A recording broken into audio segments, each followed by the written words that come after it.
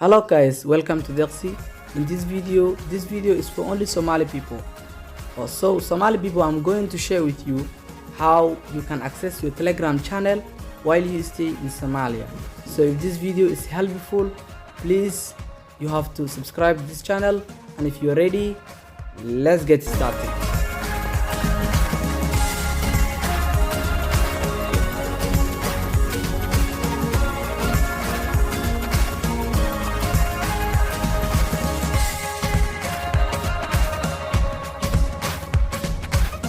السلام عليكم ورحمة الله وبركاته.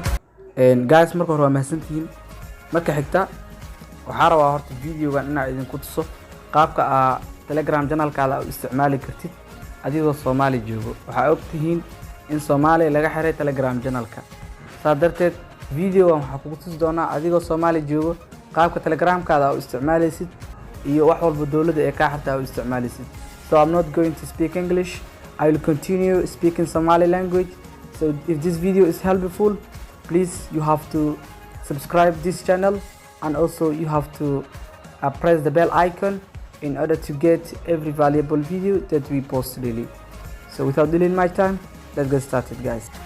Hello guys, marka hore waxaan sameeynaa saa u xalisid dibka. Waxaan sameyn doontaa marka hore waxaa la soo degaysaa VPN loo yaqaano. VPN kan ani Proton VPN aan isticmaalaa. marka aan sameeynaa xitaa AdSense loading method-ka waxaa isticmaalaa Proton VPN. Proton VPN kan wax badan buu ka caawinayaa. Anyway, xitaa haddii la isticmaalayo oo AdSense loading method oo telefoonkaada aad ku isticmaalaysid, badanaa Proton VPN waa the most secure VPN, midka ugu badan oo la isticmaalo waa. Hadda maxaa sameyn doonaa VPN-kaada soo kacsanaysaa. VPN-ka markaa ku dhufatid anaad saa u jeedin mar hore connection aad sameeyay waliba hadda wadanka Netherland uu connection kiigu yahay. Saan hadda waxay ka dhigan tahay in aniga Netherland aan joogo, laakiin ma aha telefoonka bisa Netherland joogo, laakiin aniga waxaan joogaa wadankayga hooyaan joogaa. Anyway, marka sidaan oo kale u soo kacsatid waa ka bixaysaa Telegram channel-kaaga galaysaa. wax walba okay ku noqonayaan marka. Ma fahanteen? Telegram channel-kaaga galaysaa. Telegram channel-kaaga markaa gashid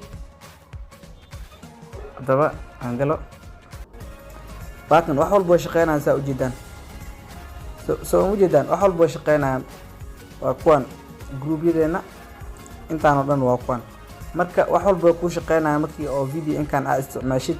waxaa filayaa in videogan uu noqdo mid helpful ah oo qof walba oo Soomaali joogo uu caawiyay. haddaba haddaadan garanaynin qaabka VPN-kan loola soo dego waa isoo sheegi kartaa, laakiin VPN-kan waxaa kala soo degaysaa Play Store-ka kadibna hal waa isticmaalaysaa Proton VPN le. wax weyn maaha.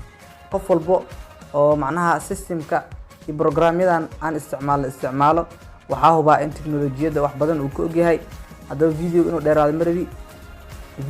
videogiisa intaan ka kulmi doono sidaas iyo amaana ah.